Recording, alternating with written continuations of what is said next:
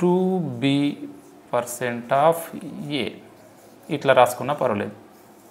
ఇది కాన్సెప్ట్. అంటే ఏ బిలో ఎంత శాతమో బి ఏలో కూడా అంతే శాతము అనే అర్థం. ఓకేనా? ఇప్పుడు దీంట్లో చేయండి. ఇప్పుడు ఏ ప్లేస్లో 45 వేసుకోండి. ఎగ్జాంపుల్ ఇక్కడంతా 2 × 45% అంటే పర్సెంట్. హాఫ్ అంటే ఏమని చెప్పినాం? ఇంటూ అని చెప్పినాం. బి అంటే ఎంత? 320. ఓకేనా? ఏ ప్లేస్లో 45. ఇక్కడ ఏ ఈజ్ ఈక్వల్ టు 45 అనుకున్నాం, బి ఈజ్ ఈక్వల్ టు 320 అనుకున్నాం. ఆర్ ఇక్కడ చూడండి 2 × బి ఎంత మనం 320 అనుకున్నాం. 320 హాఫ్ ఎంత 45 అవునా? 45. ఓకేనా? ఇది చూడండి ఇంటూ చేస్తే ఏమొస్తుంది? 90 వస్తుంది. 90 వస్తుంది ఇక్కడ. ఓకే, 90 వస్తుంది. 90% ఆఫ్ 320. 90% ఆఫ్ 320. ఓకే, 90% ఆఫ్ 320 ఎంత?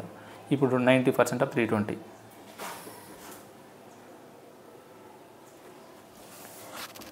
100% ఈజ్ ఈక్వల్ టు 320 అయితే 90% ఈజ్ ఈక్వల్ టు ఎంత? అవునా?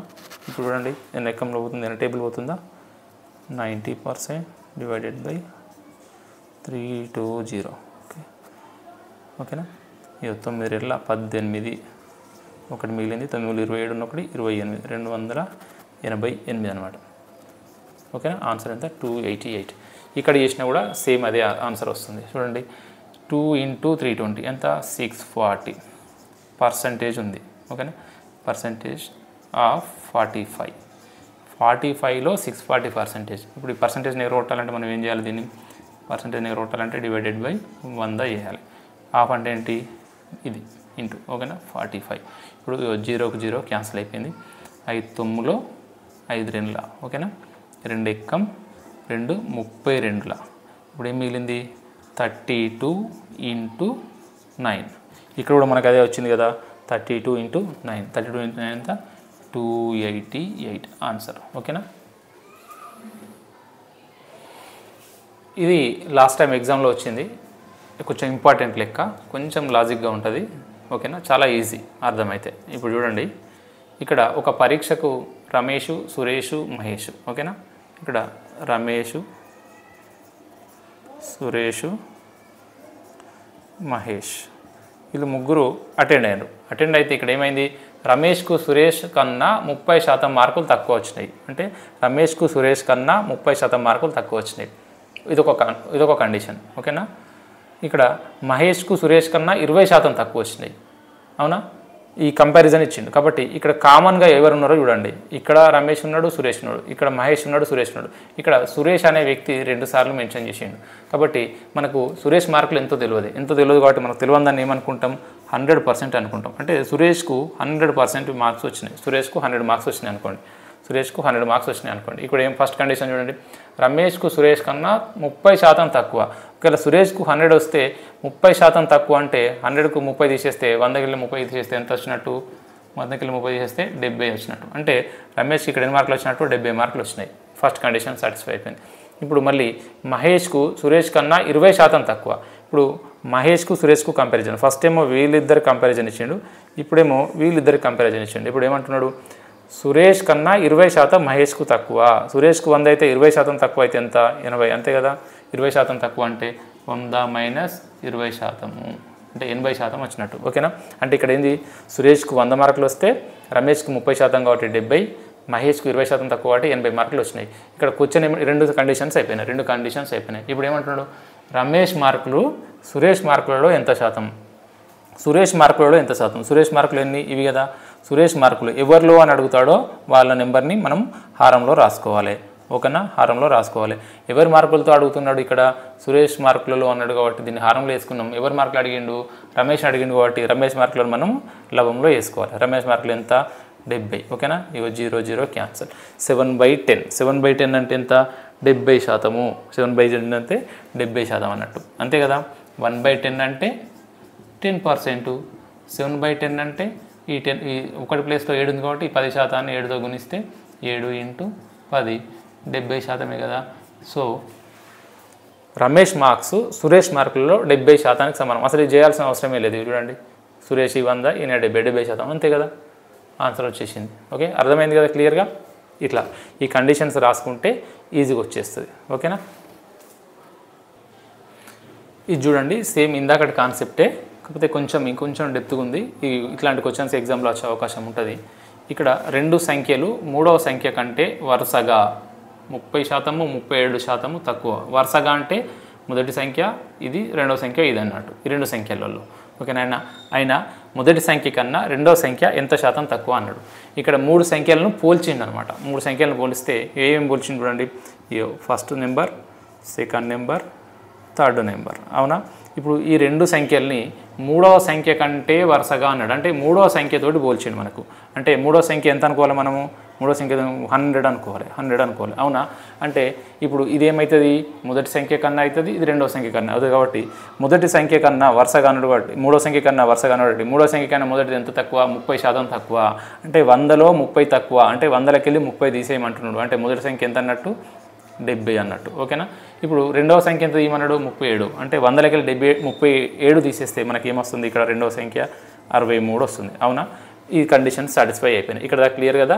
రెండు సంఖ్యలు మూడవ సంఖ్య కన్నా, అంటే మూడవ సంఖ్య కన్నా అన్నాడు కాబట్టి మూడవ సంఖ్యను మనం 100 అనుకుంటే, ఈ మొదటి సంఖ్య 30% తక్కువ, రెండవ సంఖ్య 37% తక్కువ. కాబట్టి ఈ 100కి వెళ్ళి ఈ 30% మైనస్ చేస్తే, 37% మైనస్ చేస్తే ఇక్కడ 70% వచ్చింది, ఇక్కడ 63% వచ్చింది. ఓకేనా, వచ్చింది. దీన్ని ఇక్కడ వేసుకున్నాం. ఇక్కడ క్వశ్చన్ ఏం అడుగుతున్నాడు? మొదటి సంఖ్య కన్నా రెండవ సంఖ్య ఎంత శాతం తక్కువ. ఇప్పుడు ఈ రెండింటిని అడుగుతున్నాడు. మొదటి సంఖ్య, రెండవ సంఖ్య ఎంత తక్కువ అన్నాడు. ఎవరికన్నా అన్నాడు? మొదటి సంఖ్య కన్నా రెండవ సంఖ్య ఎంత శాతం తక్కువ. చూడండి, మొదటి సంఖ్య ఇది, రెండవ సంఖ్య ఇది. దీనికన్నా ఇది ఎంత తక్కువ ఉంది? 7 తక్కువ ఉంది. అంటే 7 తక్కువ ఉంది కాబట్టి ఈ 7 అనే సంఖ్య ఎంత శాతం అంటుండు? శాతం అంటే 7 తక్కువ ఉంది. దేనికన్నా తక్కువ ఉంది? మొదటి సంఖ్య కన్నా. మొదటి సంఖ్య ఎంత? 70. 7/70. 7/70 అంటే చూడండి, కట్ చేయండి. 7 ఎక్కంలా 7 పాదుల అంటే 1/10 తక్కువ అన్నట్టు. 1/10 మనము శాతాల్లోకి మార్చుకుంటే 10% తక్కువ అని అర్థం. ఓకేనా. రైట్. ఈ లెక్క చూడండి. ఏ కన్నా బి 25% ఎక్కువ, సి కన్నా 40% తక్కువ, సి కన్నా డి 30% ఎక్కువ అయినా ఏ డి కన్నా ఎంత శాతం తక్కువ. ఇట్లాంటి లెక్కలు వచ్చినప్పుడు ఈ పర్సంటేజెస్లో చేస్తే కొంచెం టఫ్ అవుతుంది. కాబట్టి ఈ పర్సంటేజెస్ ఏవైతే ఇచ్చిండో వాటిని మనం భిన్నంలోకి మార్చుకొని చేయాలి. ఓకేనా. ఇప్పుడు ఏను బీను కంపేర్ చేసిండు కాబట్టి A:B, A:B. ఓకేనా. ఇంకొకటి బీని సిని కంపేర్ చేసిండు, బీని సిని కంపేర్ చేసినట్టు B:C. ఇక్కడ సిను డీను కంపేర్ చేసిండు, సిను డీను కూడా కంపేర్ చేసిండు. ఓకేనా. వీటిని చూద్దాం. ఇప్పుడు ఏమంటున్నాడు? ఏ కన్నా బి 25% ఎక్కువ అన్నాడు. 25% అంటే ఎంత మనకి? 25% అంటే 1/4. అవునా. ఎక్కువ అంటే ప్లస్. అంటే మొదట ఏ కన్నా అన్నాడు కాబట్టి ఏ అనేది హారంలో ఉంటుంది, ఎక్కువనా తక్కువనా వచ్చేది లవంలోకి వస్తుంది. అంటే ఈ 4 అనేది ఏ వాల్యూ అన్నట్టు. అంటే 4A అయితే దానికన్నా 1 ఎక్కువ అయినది బి అవుతుంది. అంటే A = 4 అయితే బి దానికన్నా 25% ఎక్కువ కదా. ఆ 25%లో ఇక్కడ ఏమొచ్చింది? మనకు 1 వచ్చింది కాబట్టి ఇక్కడ బి ఎంత వస్తుంది? 4 + 1 5 వస్తుంది. ఇక్కడ రాసుకోండి. A:B అంటే ఇక్కడ 4:5 అని రాసుకోవచ్చు కదా. 4:5. ఓకే. నెక్స్ట్ ఇంకోటి బి సి కన్నా 40% తక్కువ. 40% తక్కువ అన్నాడు. 40% తక్కువ అంటే 40% తక్కువ. 40% తక్కువ అంటే 40% అంటే ఎంత మనకి భిన్నాలలో? 2/5. అవునా. తక్కువ అన్నాడు కాబట్టి మైనస్. అంటే ఎవరికన్నా అన్నాడు? సి కన్నా అన్నాడు. సి కన్నా అన్నాడు కాబట్టి ఈ హారంలో ఉన్న వాల్యూ 5 అనేది సి వాల్యూ అవుతుంది. తక్కువ అన్నాడు కాబట్టి 5 ఇట్లకి వెళ్ళి 2 తీసేస్తే 3. దేంతో కంపేర్ చేసిండు? బీతో కంపేర్ చేసిండు కాబట్టి బి అనేది ఇక్కడ 3 అన్నమాట. ఓకేనా.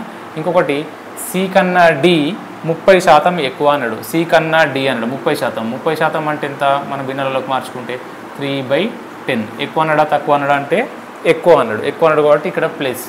ఎవరికన్నా అన్నాడు అంటే సి కన్నా అన్నాడు కాబట్టి సితో పోల్చిండు కాబట్టి ఈ హారంలో ఉన్న వాల్యూ సి అవుతుంది. అంటే సి = 10 అని.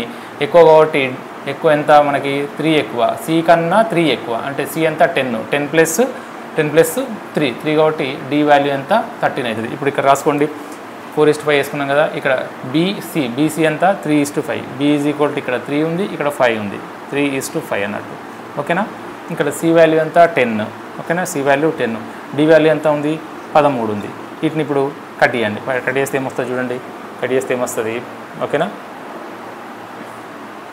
5 ఎక్కం 5 రెళ్ళ. ఓకేనా, 5 ఎక్కంలో 5 రెళ్ళ పోతుంది. సారీ, 5 ఎక్కంలో 5 రెళ్ళ, 5 ఎక్కంలో 5 రెళ్ళ కదా. ఇప్పుడు ఏమైనా కట్ అయితే చూడండి, ఏం కట్ కావు కదా. ఇంటూ చేయండి వీటిని. 4 5ల 20, 20 2ల 40. అవునా, ఈ రెండే ఉన్నాయి కదా. 3 13ల 39. ఒకటి 40 ఉన్నది, ఒకటి 30. బీకి బీ క్యాన్సల్, సికి సి క్యాన్సల్. అంటే ఇప్పుడు వచ్చిన వాల్యూస్ ఏమన్నట్టు మనకు A:D అనమాట. ఇక్కడ ఏ వాల్యూ 40, డి వాల్యూ 39. ఇక్కడ ఏమన్నాడు, ఏ డి కన్నా ఎంత శాతం తక్కువ లేదా ఎక్కువ, అంతే కదా. ఇప్పుడు ఇదంతా ఒకటే కదా, ఒకటి తక్కువ అన్నట్టు, అంతే. ఆన్సర్ ఇదే ఆన్సర్. ఇప్పుడు నెంబర్లో ఒక పార్ట్ తగ్గింది, ఒక పార్ట్ తక్కువగా ఉంది. అవునా, ఒక పార్ట్ తక్కువగా ఉంది అంటే ఈ ఒక పార్ట్ను శాతంలోకి వేస్తే ఒకటి తక్కువ, ఎంతకన్నా 40 కన్నా తక్కువగా ఉంది, 40 కన్నా తక్కువగా ఉంది. దీన్ని శాతంలోకి మార్చేయండి. మార్చేస్తే 0 0 క్యాన్సల్. ఇక్కడ 10 ఉంది, ఇక్కడ 4 ఉంది. సో 10/4. 2 5 2 2 is equal to 5/2. అంటే ఎంత 2.5% ఎక్కువ లేదా తక్కువ. ఆ క్వశ్చన్లో ఏది ఉంటే అది. ఓకేనా.